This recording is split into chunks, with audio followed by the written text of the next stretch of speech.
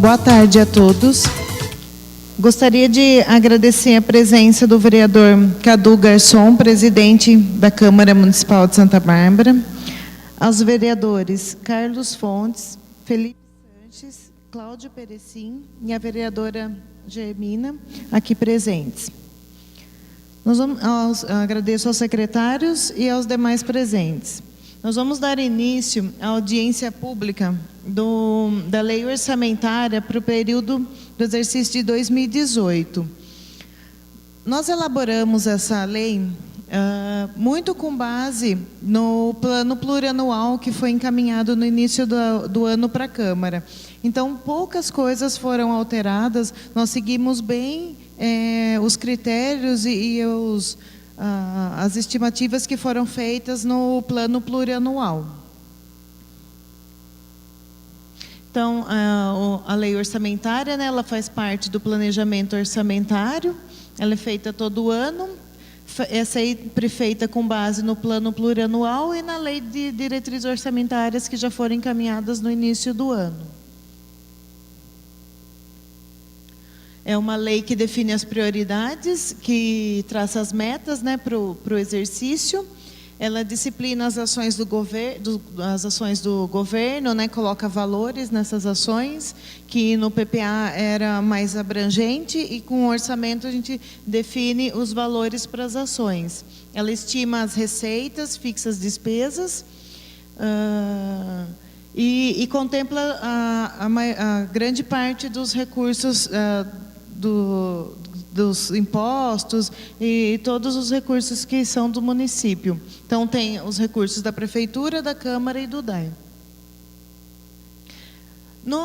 Para a elaboração do orçamento, nós seguimos o índice que nós tínhamos usado para o PPA, né? Lá nós já tínhamos usado uma meta de crescimento do PIB de 0,47, uma previsão de IPCA de 0,10. De lá para cá mudou pouca coisa com relação a esses índices. Então, para não ter que mexer lá no PPA novamente, nós seguimos o que já tinha sido previsto lá e trouxemos para o orçamento. Então, para o ano que vem, nós temos uma previsão de receita corrente de R$ 469.996.400. Ela é 7% maior do que a previsão desse ano, que era de 441 milhões. Acho que é importante destacar na previsão das receitas a receita tributária, né, que nos últimos anos o município tem tido uma receita tributária que não teve perda, né? Nós conseguimos receber o que estava previsto, né? O município está trabalhando forte com relação às suas cobranças, né? Tem vários programas que foram desenvolvidos, que foi o sorteio do carro, que incentivou muito o pagamento do IPTU, né? Tivemos um refis recentemente também, que contribuiu com que as pessoas pudessem colocar em dia seus débitos. Então, isso tem feito com que o município não tenha perdido a sua receita tributária. Outro índice que é importante destacar, que é a nossa previsão de contribuições. Nós podemos ver que em 2017 nós não tínhamos essa previsão, porque era da CIP, que nós não tínhamos a previsão de arrecadar esse ano. Com a nova lei, nós estamos recebendo já essa receita. Então, nós estamos fazendo a previsão para o ano que vem, né? É importante porque, como nós não tínhamos a CIP, em 2015 e 2016, nós tivemos que remanejar recursos de outras áreas que foram afetadas com a extinção da CIP. E agora, com o retorno dela, a gente pode, aos poucos, ir voltando a ter essa destinação para essa despesa garantida, e as outras áreas não são mais prejudicadas nesse corte de despesa para compensar a perda da CIP, né? Aí tem as outras receitas, né, que são patrimoniais, as transferências correntes, a dedução do Fundeb, né, que desse ano a previsão é que seja quase 43 milhões, e para o ano que vem são os 43 milhões. As receitas de capital são as previsões dos convênios, né? Para o ano que vem nós estamos prevendo 63 milhões. Se nós analisarmos no final, o orçamento do ano que vem, a previsão é que ele seja menor que esse ano. mas mais por conta da previsão das receitas de capital, que o ano que vem é um ano eleitoral do governo federal e do estado, né? Então, de um período para frente, são até vedadas algumas transferências, assinatura de novos convênios. Então, provavelmente, o ano que vem seja repassado menos recursos de convênio. Por isso que a previsão para o ano que vem é menor do que para esse ano. Aí, o orçamento do DAI. O DAI tem uma previsão de receita corrente para o ano que vem de 64 milhões e 900 mil. E de receita de capital de 11 milhões 520 mil. O DAI também está fazendo esse contingenciamento do orçamento da previsão de receita de capital, já visualizando essas diminuições também de repasses do ano que vem. Então, a previsão deles desse ano, que era de 88 milhões 890 mil, para o ano que vem é de 78 milhões 885 mil. Aí tem o total, né, do orçamento, juntou as receitas da Prefeitura e do DAI. Então, o orçamento total, a previsão de receita para o ano que vem é de 569 milhões 84 mil e 99 reais, contra o desse ano de 571 milhões 183 mil 516. Vocês podem observar que a receita corrente a gente está prevendo o aumento, mas na receita de capital que a previsão é menor. Aí tem as despesas por unidade orçamentária. Então, tem a assessoria administrativa, né, que a assessoria administrativa ela contempla as secretarias de governo, o transporte, a Secretaria de Negócios Jurídicos e Controle Geral. Total de despesas do ano que vem, 18 milhões 580 mil. Planejamento estratégico, que contempla a Secretaria de Fazenda, de Administração e Desenvolvimento Econômico. 37 milhões 557 mil. Aí são os encargos gerais, 9 milhões. A educação, uma previsão para o ano que vem de 132 milhões 95 mil e 900. A saúde, 131 milhões 785 mil.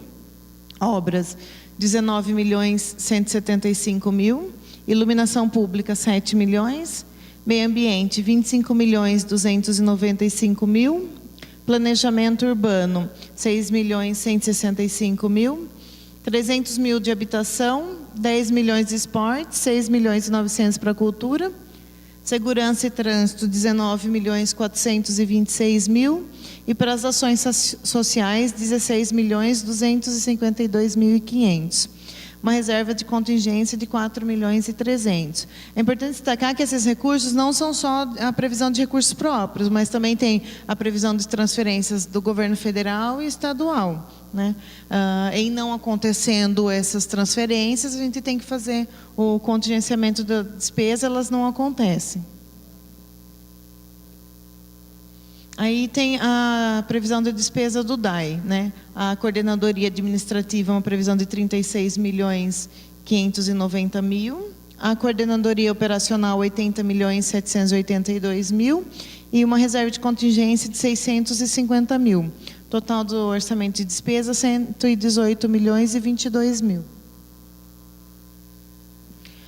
A previsão da despesa da Câmara para o ano de 2018, de despesa corrente, 17 milhões 950 mil, despesa de capital, 550 mil, total 18 milhões e 500 mil. Aí nós trouxemos os principais investimentos, mas sempre é importante destacar, como eu já disse, que não são só de recursos próprios, mas aqui também estão previstos as despesas de obras com os convênios. Então, ainda nós temos a piscina olímpica, né, que tem uma previsão de 5 milhões e 100, mas que não é de recurso próprio, porque nós não temos condição de arcar com esses 5 milhões, né? Então, em busca aí dos recursos para investimento. A construção de escolas de educação infantil, 3 milhões e meio. Modernização da gestão, 6 milhões. Construção e reformas e ampliações, 2 milhões e 650 mil. Mobilidade urbana, 2 milhões e 450 mil. Obras viárias e pontes, 2 milhões e 300. Obras de drenagem, 2 milhões e 250 mil. Obras de construção de unidades de cultura, 1 milhão e 100. Reforma da usina, 350 mil. Construção de prédios públicos, 900 mil. Reforma das unidades de cultura e turismo, 550 mil. Urbanização dos parques, praças, 450 mil. Aí tem a previsão de 500 mil para unidades de lazer, para iluminação pública, para reforma e ampliação da educação infantil, para reformas de prédios públicos e promoção social também 500 mil. Construção de equipamentos de desenvolvimento social, 475 mil. Obra de segurança pública, 250 mil. Unidades de esporte e lazer, 150 mil. Ensino fundamental, 200 mil. Reforma e ampliação. Habitação, 200 mil. Um recurso, 150 mil, se for necessário alguma desapropriação. Centro Dia do Idoso, 600 mil. Revitalização do terminal urbano, 500 mil. E para gestão do cemitério, 150 mil. Então, são previsões que a gente coloca no orçamento, não significa necessariamente que essas despesas vão acontecer, porque depende muito de recursos de fora. Mas se a gente não tiver a previsão dessa despesa no orçamento, a gente não consegue nem pedir esses recursos para os convênios. Aí as obras que estão previstas para o DAI. Obras de instalação, tratamento e captação de água, 770 mil. Obras de instalação de esgoto, 26 milhões e 200 mil. Sistema de tratamento de esgoto do Barrocão, 18 milhões e 660 mil. Construção e melhorias nas estações de tratamento de esgoto, 1 milhão 252 mil. Obras de água de adutoras, redes, reservatórios, 4 milhões 287 mil. E compensação ambiental, projetos, 300 mil. Obras da Câmara, 500 mil. As obras do DAI também dependem não só de recursos próprios, mas também de recursos conveniados.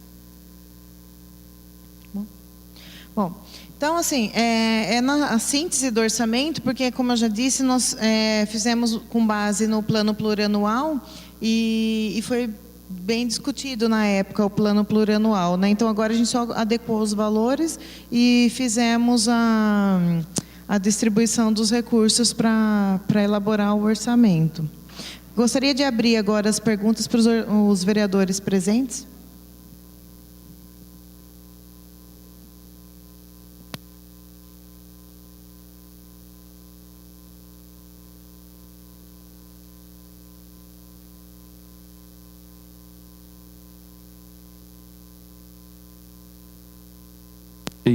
Ei.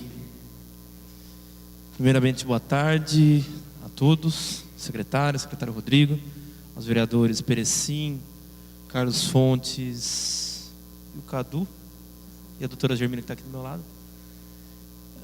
Não, tem alguns detalhes que até foram explicados sobre a questão do... Não, falei o Cadu. É que eu não estava achando ele na vista, mas eu falei. Essa questão do que foi demonstrado, nós temos as obras, igual o andamento da piscina, que eu não lembro se o valor total era 5 milhões e agora se tornou 5 milhões, ou como é que era desde o começo do processo, do projeto. Se quiser já...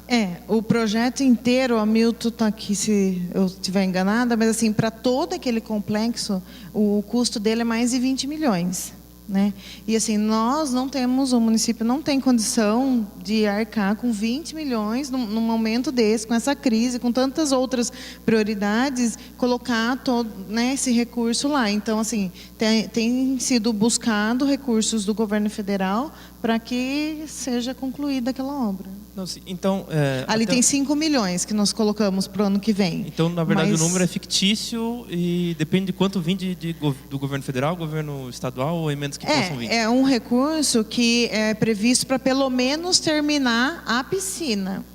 A primeira etapa, porque são várias etapas. Né? Tem ginásio, tem Isso, O ginásio, o CIE vai ser concluído, né? Tem o recurso, está previsto, vai ser concluído. Mas a piscina, ela tem várias etapas. A primeira etapa, ela precisa desses 5 milhões para que ela que seja concluída a piscina. Aí depois tem os outros equipamentos que fazem com que você possa utilizar ela, né? Sim. Não, então 5 milhões até na primeira etapa e passando as próximas etapas vai ter o... Aí vai tendo necessidade de outros recursos. Certo. Outra coisa que também, a obras da Câmara, ela diz sobre a questão de prédio da Câmara, ela não diz sobre aquela lei do orçamento impositivo, né? Não, que tem um orçamento positivo. da onde está obras da Câmara ali, Do é uma prédio. previsão que foi passada pela Câmara presidência. Municipal de recursos que possa ser usado de investimento ou não. Certo. Né? É a mesma coisa que a Prefeitura. Se ela não tiver a previsão no orçamento, não pode fazer nada. Eu não sei se tem intenção de fazer alguma obra ano que vem ou não, mas assim, a gente sempre deixa, né? É o que os técnicos da Câmara passam para nós, a gente deixa lá para... então... a gente espera que você devolva mesmo. Não, é porque tem aquela questão da dúvida do orçamento positivo que a gente chama, né? O percentual que, dentro do orçamento, poderia ser encaminhado através de emendas, através da discussão dos orçamentos. Está sendo discutido também a imposição das emendas impositivas que nós fizemos, a alteração Mas da aí lei. a gente não faz essa previsão, né? Vai depender do que vocês forem propor de emenda, porque daí tem que respeitar sempre aquelas de onde vai anular, né? Para não, porque vai demonstrar na emenda, tem que falar o que você quer que faça, mas da onde que a gente vai tirar para fazer, né? Que elas seriam dentro das secretarias mesmo, né? Só que seria uma emenda daí você tem que indicar. Isso, Porque exatamente. se vier... Mas dela já está calculado dentro da previsão, ou não? Nada ainda. Não, nós fizemos o orçamento de acordo com as necessidades da administração. Aí, se tiver emenda legislativa, aí vocês vão indicar da onde, limitando o 1,2, que, desculpa a minha opinião pessoal, eu acho que é bastante. Tem que ser, acho que metade na saúde, né? Na verdade, metade da saúde, só que ele é 1%, porque ele segue a regra do governo federal e do governo estadual, né? Então, como as impositivas já dos outros governos, elas demandam de 1%, aí foi cogitado no mesmo mundo. Isso. Tanto é que ele mantém... até, né? Até 1,2%. Não é necessariamente seja esse valor, né? Até porque ele mantém dentro do investimento, dentro das secretarias, né? Então, você não vai fazer nenhum investimento que esteja fora, só vai estar apontando dentro da secretaria uma necessidade que muitas vezes a Câmara apurou no seu dia a dia. Então, através de emendas, no caso a Câmara apurou, pelo fato de, vamos supor, o vereador Perecim, andando em um dos bairros, viu e fez uma emenda dentro do orçamento, dentro de uma determinada secretaria.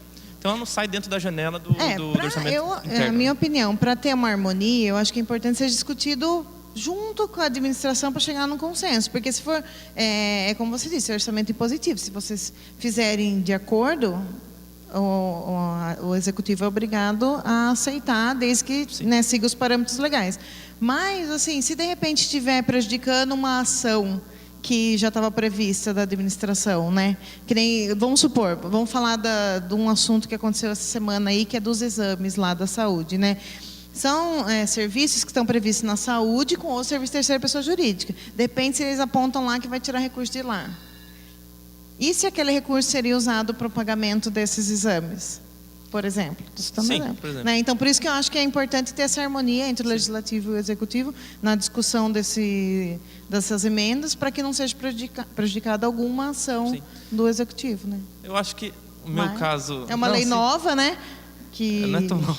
2015, né? Mas a questão era um dos apontamentos que eu ia fazer. Sobre o resto, eu acho que, pelo menos que a gente vai acompanhando dentro dos quadrimestres, tudo que vai sendo apresentado também, não há nenhuma novidade, né, na questão.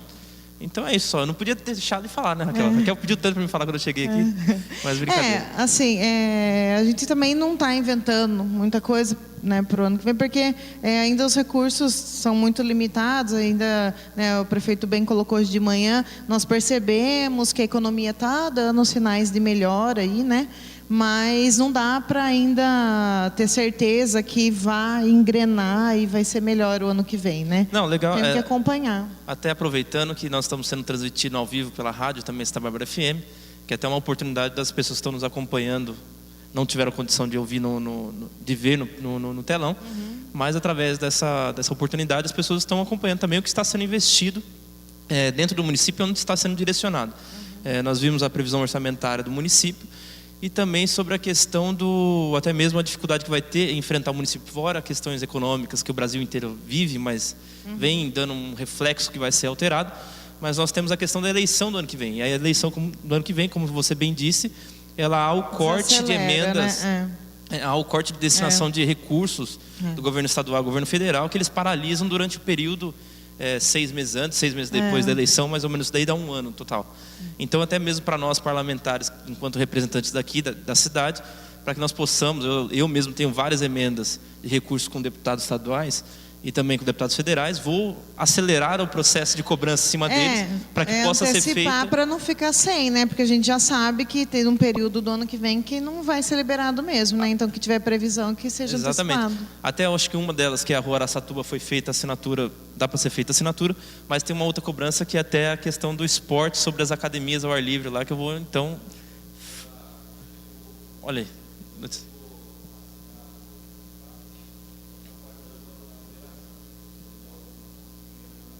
Já está liberado, então. Já não vou precisar nem brigar mais tanto lá, porque já está liberado. Já. Então agora, uma notícia boa também, que já foi liberado, mas tem algumas outras aí que a gente vai até depois sentar com o Rodela. Tem ajudado sempre a gente nesse auxílio, na questão de emendas que nós trazemos do governo estadual e federal, até para que a gente possa se policiar na cobrança para que seja feita antes do período. Que venha de fato, porque às vezes prometem e tal, mas o dinheiro mesmo, que é bom, é difícil de chegar. Nesse caso já foi assinado, alguns casos já foram depositados, então a gente já está em vésperas de ser inaugurado.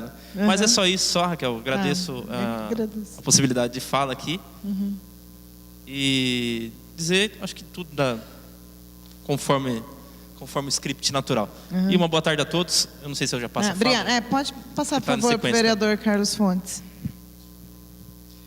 Boa tarde, Raquel. Quero cumprimentar também nosso presidente da Câmara, Cadu Garçom, os vereadores Cláudio Perecim, Felipe Sanches, o vereador Celso Ávila, que acabou de chegar também, a doutora Germina Dottori, e em nome do secretário de governo, Rodrigo Maelo, também cumprimento todos os secretários aqui presentes, e aos ouvintes da Santa Bárbara FM, a imprensa também que está acompanhando aqui.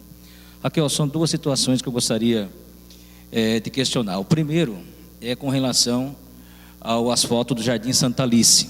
Né? Temos uma parte de um recurso que vem do governo federal, na época que foi conquistado pelo nosso partido PSD, do Gilberto Kassab, e também do então deputado Guilherme Campos, que foi uma parte, foi feita a obra de asfaltamento ali da Sebastião Furlan, e agora tem uma outra parte que está na Caixa Econômica Federal, né, que tanto o prefeito de Enzandia como eu e a população estamos aí solicitando essa liberação para fazer o asfaltamento do Jardim Santa Alice.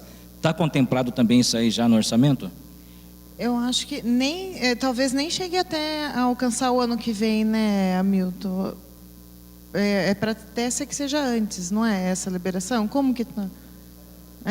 Está sendo tratado, sim, encaminhado esse assunto, senão talvez nem alcance o ano que vem, ainda seja possível que seja feito esse ano. Bom, outra questão é o seguinte, essa semana foi protocolado na Câmara um abaixo-assinado do Movimento Popular para extinguir a CIP. A CIP foi tirado em 2014, que era uma outra realidade, não tinha estourado a crise, em 2015, que foi uma explosão, onde pegou todo o Brasil, né?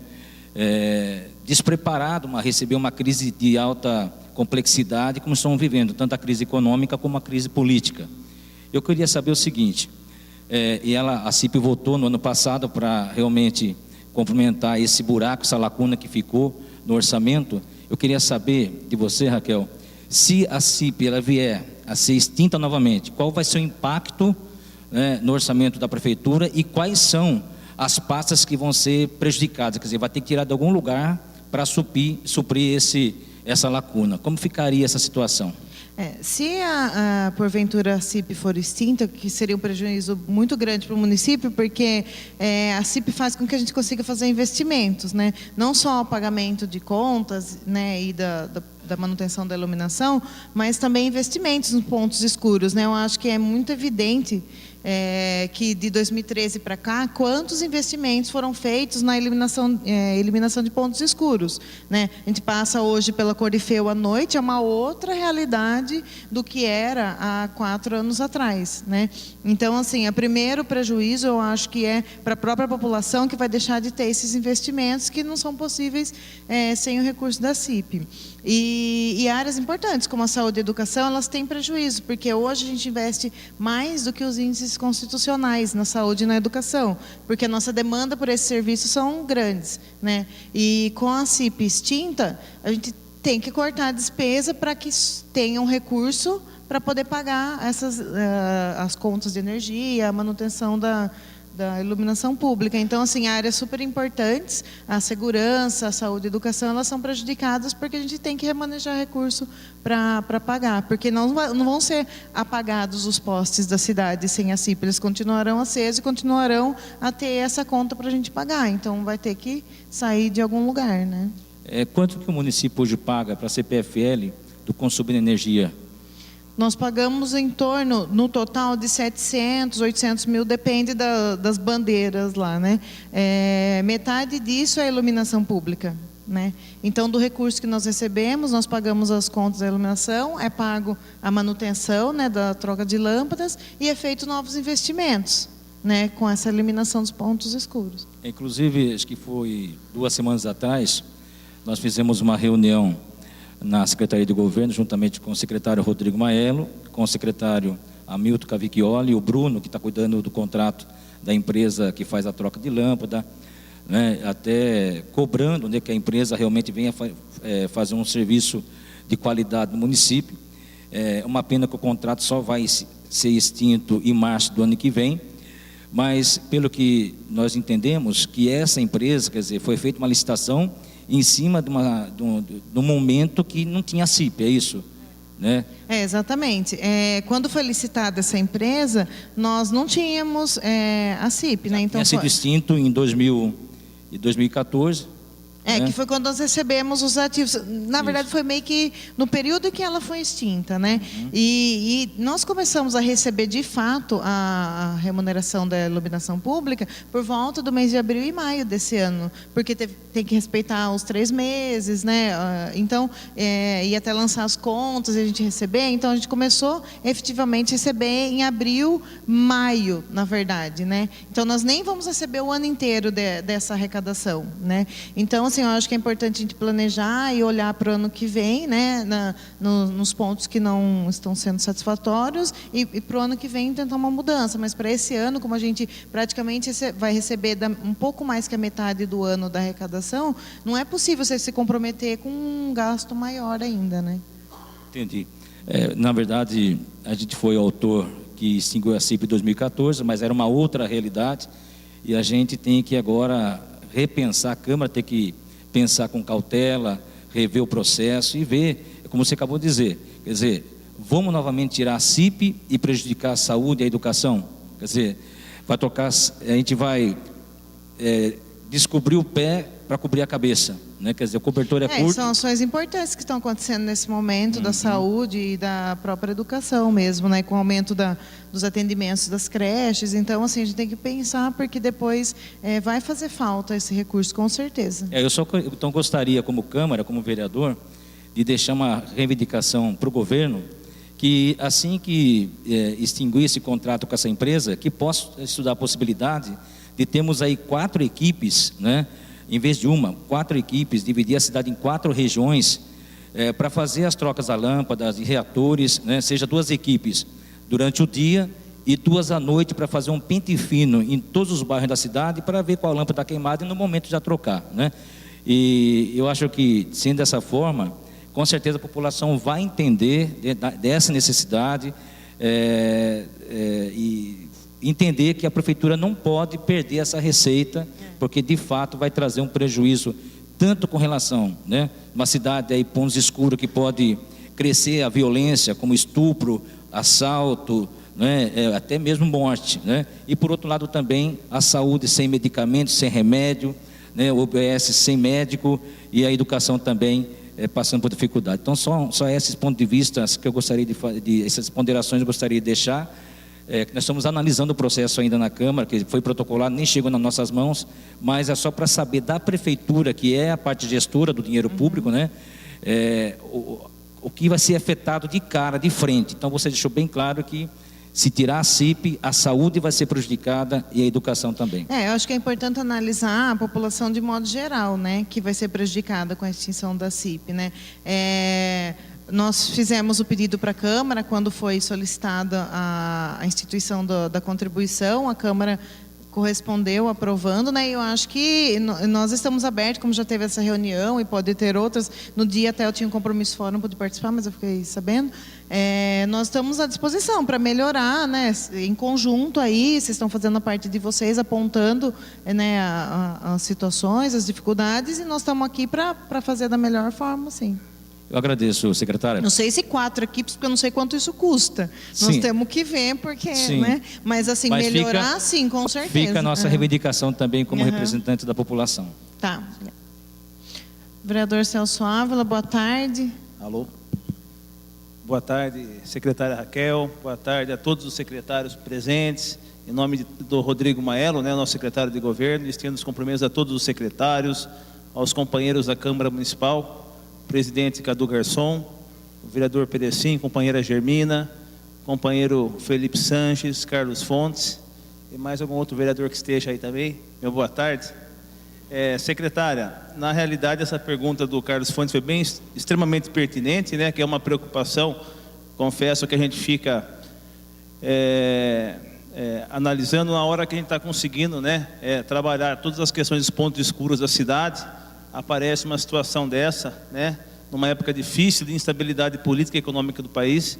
Então é importante, né, essa argumentação e essa fala, né, do que não adianta a gente cobrir um santo e descobrir outro, né? Então realmente é extremamente pertinente.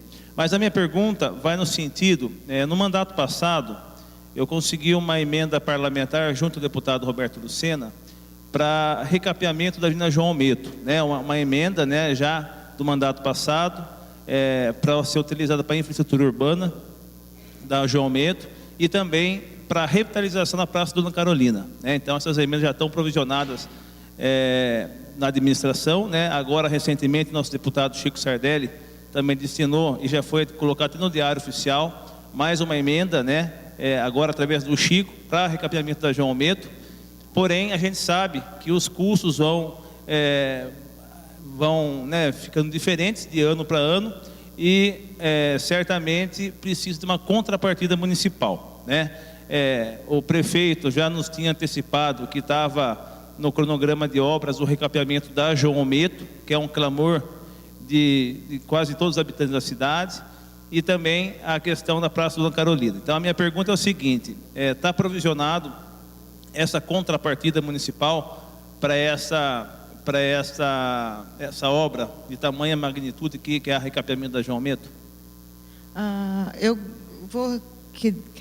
gostaria de pedir licença para ajuda dos universitários, porque o recurso no orçamento a gente sempre deixa disponível a parte da contrapartida mínima, pelo menos, né? E a gente sempre pede para que não seja muito mais, porque para não prejudicar as outras ações. Mas está bem encaminhado já essa questão da Praça Dona Carolina e da João Almeto, né?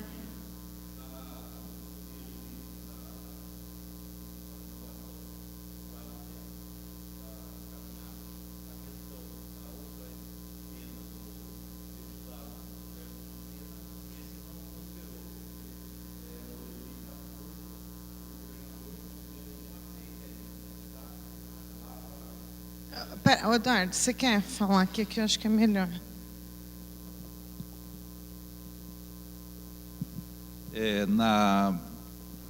Da Praça Dona Carolina, ela está na fase de renovação de anos, porque era 2015, 2 anos, 2017, está na consultoria jurídica da Casa Civil, prosperando. Está caminhando, então. Tá normal. Quanto a do Roberto de Lucena, era uma emenda 2014 que não prosperou porque não houve o aceite do governador ainda, mas está parada, né? Na verdade, me permite, desculpa, Rodela, eu conversei com um cara aqui em Campinas, eu acho que é Silvio, eu não me recordo o nome dele. Ele falou que precisava de uma documentação tal para viabilizar esse procede, não procede. O rapaz aqui quando a gente fez a gente entrou em contato com a assessoria do deputado Roberto Lucena, ele passou o caminho direto aqui em Campinas. Tá. Isso aí acontece quando o escritório regional de Campinas, hoje que o diretor é o engenheiro Saciloto, ele solicita alguma documentação para a prefeitura, a gente encaminha.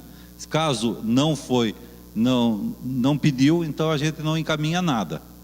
tá? Então ainda nós aguardamos, então, conforme você falou, a gente fica no aguardo dessa solicitação, né? Perfeito. A dona Carolina, tudo bem. Então, por isso... essa outra do Chico também essa do Chico, então, que veio do Chico Sardelli, veio já para 2017, já era uma emenda antiga, né? E veio de 163 mil, que já foi para licitação, que vai ser dia 25. Certo. Juntamente com a emenda da Rua Araçatuba e Avenida Antônio Pedroso. Perfeito. Tá? Tá bom. Então é isso. Tudo que pede na área de convênios que a gente vem, pediu a solicitação de documentação, a gente encaminha. Tá? Obrigado.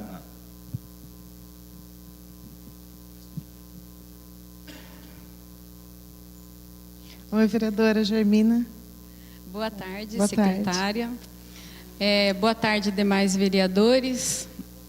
Cumprimento o Cadu Garçom, presidente, e na pessoa dele, os demais. Cumprimento também o secretário Rodrigo Maiello e com ele os demais. Eu queria fazer uma pergunta com relação ao ISS-QN. Nós sabemos que tem uma nova legislação que o município deve se adequar. E eu gostaria de saber se o prefeito Denis Andia fará essa modificação na lei tributária e se essa previsão está prevista na LOA. Se já foi feita essa previsão para que porque vai aumentar a arrecadação, né? Nós temos um projeto de lei pronto. É muito com base também no que a gente já tinha discutido, porque a doutora também já tinha um projeto de lei pronto também, que praticamente transcrever a lei do governo federal para o nosso municipal, né? Nós tivemos alguns problemas esses dias, era para ter protocolado, mas nós vamos precisar muito da ajuda de vocês, vereadores, na aprovação do projeto, porque a gente tem prazo e é um projeto importante para adequar, na verdade é uma adequação ao município à lei federal, né? Nós estamos com ele no forno. No forninho para protocolar lá. Não dá para estimar de fato quanto isso vai aumentar, porque assim, com essa crise muitas empresas tiveram uma diminuição na sua contribuição de imposto, né? Então assim, eu acho que o primeiro ano nós estamos levando em consideração essa mudança, mas assim, sem ser muito... sem aumentar muito a previsão, porque a gente não sabe ainda como vai ser na prática, né, o recolhimento. Então, o ano que vem vai ser um ano de experiência, aí, que vai ser o primeiro ano de implantação da lei nova, que nós vamos verificar o quanto isso vai, de fato, aumentar nos cofres municipais. Mas tiveram as alterações importantes, né? Foram incluídos muitos serviços que não tinham na lei anterior, né? Então, assim, para ter um impacto muito positivo nos municípios, mas vamos acompanhar, né, mês a mês para ver quanto isso vai refletir. Mas não foi feita a previsão desse aumento? Nós estamos prevendo uma média de 5% de aumento desse ano para o ano que vem. Né, que isso vai contemplar a inflação, né, o crescimento natural das empresas e um pouco do aumento pela nova lei, né? Agora, se arrecadar mais, a gente depois incorpora isso no orçamento. Agora, o que a gente não pode é ter uma expectativa grande e de repente ela ser frustrada porque depois a despesa acontece. Né? Então, como vai ser o primeiro ano de implantação da lei, a gente tem que observar mês a mês aí, as novas arrecadações. Né? Ok. Bom, obrigada, doutora. Gostaria de abrir perguntas. Vereador Cláudio, quer fazer alguma pergunta? Não? Os presentes? Não? Gostaria de agradecer, então, a presença de todos, né? Nós estamos encaminhando na semana que vem, então, o projeto de lei para apreciação dos vereadores. Estamos à disposição, se vocês precisarem de alguma informação, quiserem vir discutir alguma questão, estamos abertos. Então, vamos encaminhar o projeto de lei do orçamento e da alteração tributária também. Muito obrigada a todos.